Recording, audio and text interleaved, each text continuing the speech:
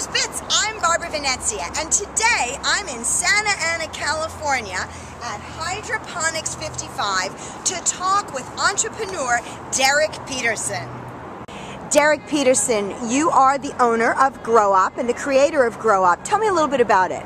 Grow Up Technologies is now a publicly traded company under the name Terra Technologies. We make and manufacture a line of hydroponic equipment that's used generally primarily in the medical cannabis community for cultivating medical cannabis. When you say hydroponics, what does that mean? Hydroponics or aeroponics is the art or the practice of growing vegetative materials without using soil. So it's a soilless medium. So you're manufacturing this equipment, and originally you were manufacturing in Sacramento, and now you're in Orange County? Yeah, actually up in the Bay Area. We wanted to gravitate our business down here to Orange County to get some penetration throughout Southern California. The industry's really starting to bloom, no pun intended, down here. 55 Hydroponics is a hydroponic retailer in Santa Ana, California. We have a line of products that we sell to retail stores across the United States, from lighting equipment to bulbs to digital controllers to CO2 generators, everything that the indoor cultivator needs to grow and to build out their urban farm. Here's a couple things. One of the things we took into consideration when manufacturing our products is knowing that a lot of people cultivate at home. So we wanted to build and engineer products that were effective but also very safe for families. These are CO2 generators, so anytime you're cultivating a plant indoors, you need to introduce CO2, because CO2 is what the plant feeds on in order to grow.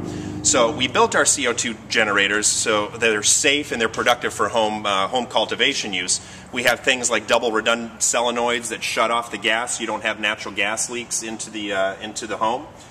Tip over switches where there's automatic shutoffs and those types of things. But this is a system that effectively creates CO2, introduces it into the air that the plant can use to feed on. Our best product here is our digital controller series. So this really reduces the labor that goes on inside of a urban farm. This really mitigates the amount of work a cultivator has to do. So we'll have things like multifunction recycling timers to combination recycling timers. You can plug all your lighting equipment into this, set the parameters, and it effectively controls lighting sequences, turns the lights on and off, and those types of things. You step into the next generations, which is our basic atmospheric controllers. These essentially will control things like humidity, temperature, CO2. So you can plug the CO2 generators into these, the lights into these. It will effectively turn lights on and off. It will regulate CO2 levels. It will determine whether or not there's enough CO2 in the air. If there's not, it will introduce more into the grow room. So basically you can set all these parameters. You can control them remotely through your iPad or your iPhone through the software-based systems. You're alerted if anything drops, if temperatures spike, if lighting goes off. Anything that could affect your grow is managed through these control systems. Tell me a little bit about the sales that you've had over the last 2 years. Is this a growing business? Yeah, so far it has been a growing business, and what we found over the last couple years is California is a great example for us. I think maybe 3 or 4 years ago there were probably about 100 retail stores throughout California.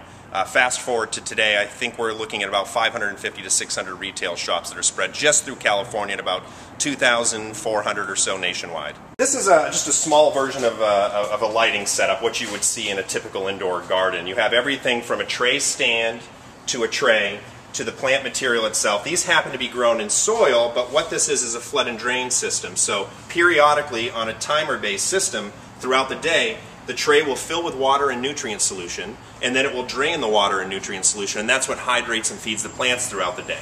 They're ultimately fed by the light here, which is a high-intensity light, which is giving the plant the ability to photosynthesize the nutrients as they're going through. So all these systems in combination are what the plant effectively needs to grow in an indoor environment.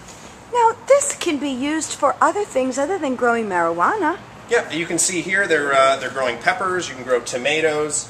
There's a huge push right now, especially in California. You see a lot of indoor grow houses that are set up under LED-based, low-energy LED-based systems to grow microgreens, lettuces, baby arugula, spinach, and those types of things. So this could be a trend in farming? You're actually seeing it becoming a huge trend in farming. I just got done speaking at an agricultural conference up in San Francisco. There's a huge interest and appetite from Menlo Park. Venture capital firms of really helping local and urban farming take place. So think of the concept like from farm to table, locally grown produce is A, more nutritious, B, it really reduces the risk of E. coli and other foodborne illnesses that happen during packaging, handling, and transportation.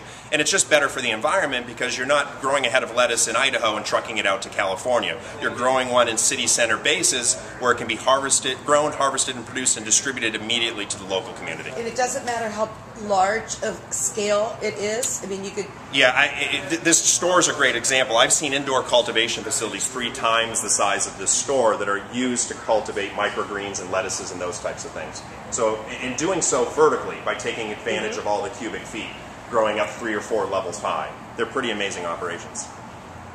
Tell me about taking your company public.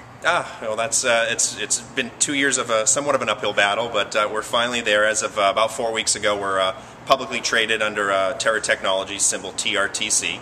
The stock should be trading probably within a couple weeks' time in that ballpark, but we're very excited. It really gives us access to additional capital to grow the company and compete against some of the people and players that have been here for a long time. Well, that was interesting. Until next time, I'm Barbara Venezia, and thanks for watching Barbara's Bits.